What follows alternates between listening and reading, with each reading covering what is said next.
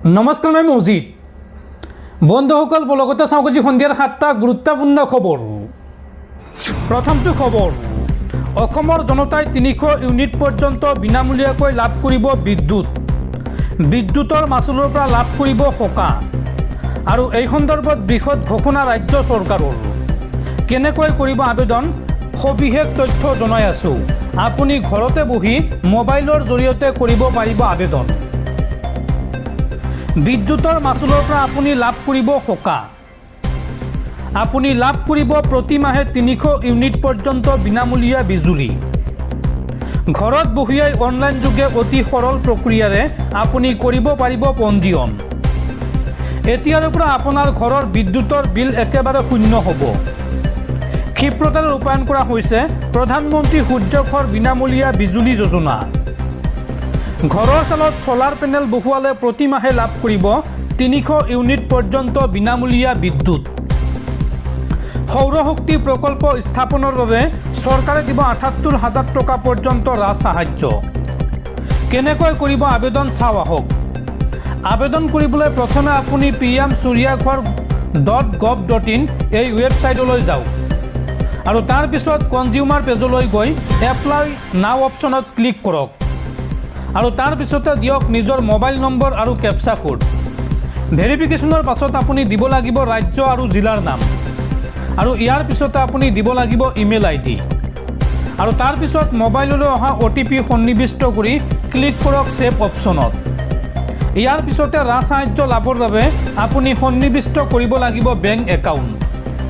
সকলো তথ্য পাতি অনুমোদন হোৱাৰ পিছতে আপোনাৰ মোবাইললৈ আহিব মেছেজ আৰু বেংক কৰ্তৃপক্ষৰ সৈতে যোগাযোগৰ পিছতে আপোনাৰ একাউণ্টত সোমাব ৰাজ সাহায্যৰ ধন। একেলগে ধন বিনিয়োগ কৰিব নোৱাৰা গ্ৰাহকৰ বাবে চৰকাৰে কৰিছে অতি সুলভ বেংক ঋণৰ ব্যৱস্থা। গতিকে যদি আপুনি আপোনাৰ ঘৰৰ বিদ্যুৎ মাচুল শূন্য কৰিব বিচাৰে তেন্তে আজিয়েই PM সূৰ্যাঘৰ আঁচনিত আবেদন কৰক। পৰৱৰ্তী খবৰ, ইৰাণৰ ধাৰাবাহিক আক্ৰমণত এইবাৰ থৰকাচুটি হেৰুৱাইছে মাৰ্কিন প্ৰেছিডেণ্ট ডনাল্ড ট্ৰাম্পে। আমেৰিকা সন্মুখীন হৈছে বৃহৎ ক্ষতিৰ। 2029 চনলৈকে ট্ৰাম্পৰ সৈতে বৈঠকত নবহে ইৰাণ আৰু এই সন্দৰ্ভত আমেৰিকাক ইৰাণে বান্ধি দিলে 3টাকৈ বৃহৎ চৰ্ত। আমেৰিকাৰ হাজাৰ চেষ্টাৰ পিছতো শিৰনত নকৰিলে ইৰাণে। আমেৰিকাৰ সন্মুখত এইবাৰ ইৰাণে ৰাখিলে 3টাকৈ বৃহৎ চৰ্ত। আমেৰিকাৰ হাজাৰ চেষ্টাৰ পিছতো শিৰনত নকৰিলে ইৰাণে। সোমবাৰে ট্ৰাম্প প্ৰশাসনৰ সৈতে সম্ভাৱনাপূৰ্ণ আলোচনা বাতিল ইৰাণৰ আৰু 2029 চনলৈকে ট্ৰাম্পৰ সৈতে বৈঠকত নবহে ইৰাণ। 20 জানুৱাৰী 2029 ট্ৰাম্পৰ শাসন সমাপ্ত হোৱালৈ অপেক্ষা কৰিব ইৰাণে। কিন্তু ট্ৰাম্পৰ ওচৰত কেতিয়াও সৰু নহয় ইৰাণ। ইৰাণে মুকলি নকৰে হৰমুজ প্ৰণালী।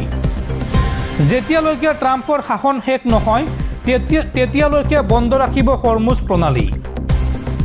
ইৰাণৰ সংসদৰ অধ্যক্ষ মহম্মদ বাকৰ গালিভাফৰ উপদেষ্টা মাজিদ চাকিৰীৰ এই মন্তব্য।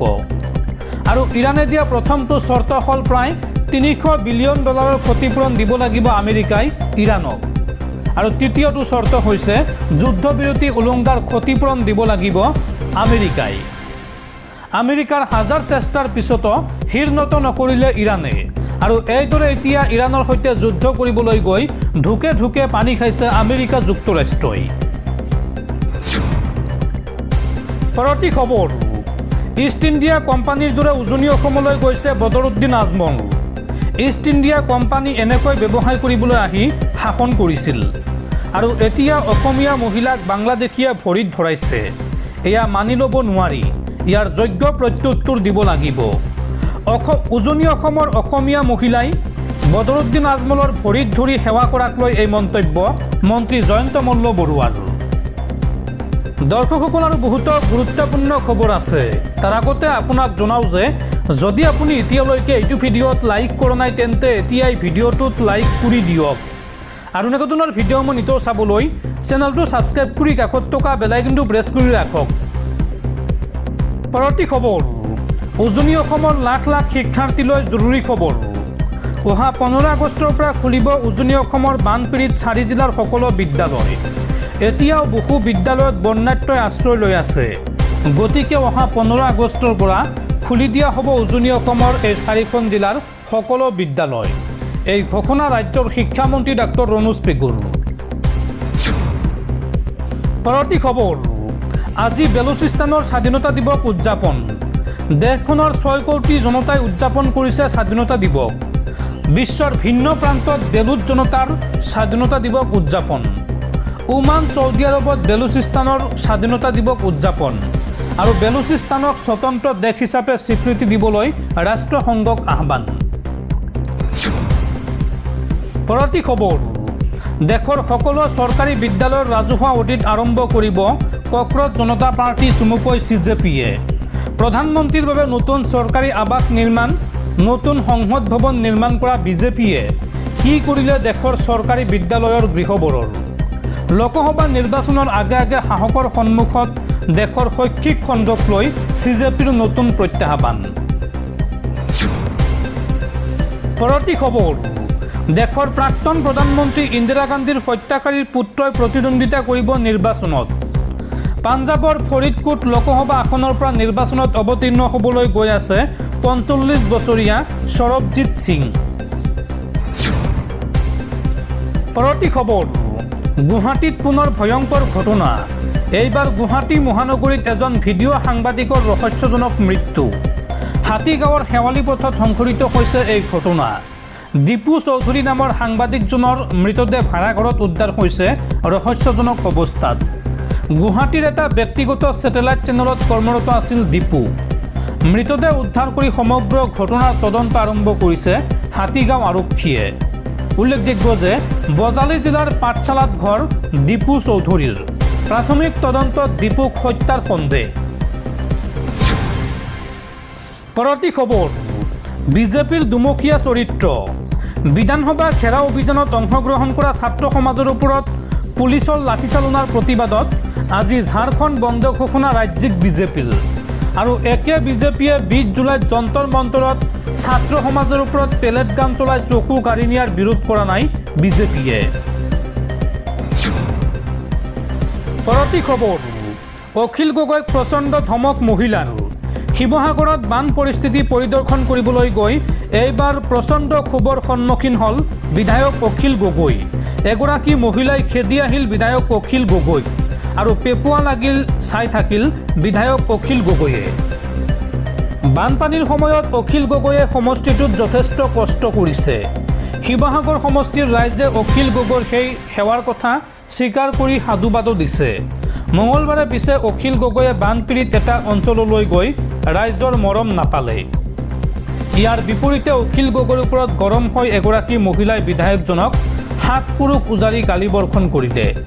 অখিল গগৈ গৈছিল মগ্ৰাহাট পঞ্চায়তৰ অন্তৰ্গত আইলামুখ গাঁৱলৈ আৰু তাতে ৰাধিকা নামৰ এগৰাকী মহিলাই দেৰিকৈ খবৰ ল'বলৈ যোৱাৰ বাবে বিধায়কজনক উভতি ধৰিলে। বান সাহায্য নোপোৱা, চৰকাৰী সাহায্য ধন সোমোৱাক লৈ খেলি মেলি এই সকলো কথা সামৰি অখিল গগৈৰ সন্মুখত ৰণচণ্ডী মূৰ্তি ধৰিলে মহিলাগৰাকীয়ে। আনকি মুখত উভত মাত মাতি অখিল গগৈক জবাবদিহি কৰিলে মহিলাগৰাকীয়ে। আৰু তাৰ পাছত অখিল গগৈয়ে বানত এতিয়া ডুব গৈ থকা গাঁওখনৰ লোকসকলৰ খবৰ ল'বলৈ যোৱাৰ সময়ত এজন যুৱকে অখিল গগৈক উদ্দেশ্যি ক'লে, আপুনি যেতিয়া প্ৰথম বিধায়ক হৈছিল তেতিয়াই আপোনাক এই গাঁওখনৰ বাট পথ ঠিক কৰিবলৈ এখন দৰখাস্ত দিছিলোঁ। আজি 5 বছৰ আপুনি একোৱে নকৰিলে। অখিল গগৈয়ে অৱশ্য এই ক্ষোভক ইতিবাচকভাৱে গ্ৰহণ কৰি সেই সময়ৰ পৰিস্থিতি সন্দৰ্ভত এক ভিডিঅ' আপলোড কৰিছে।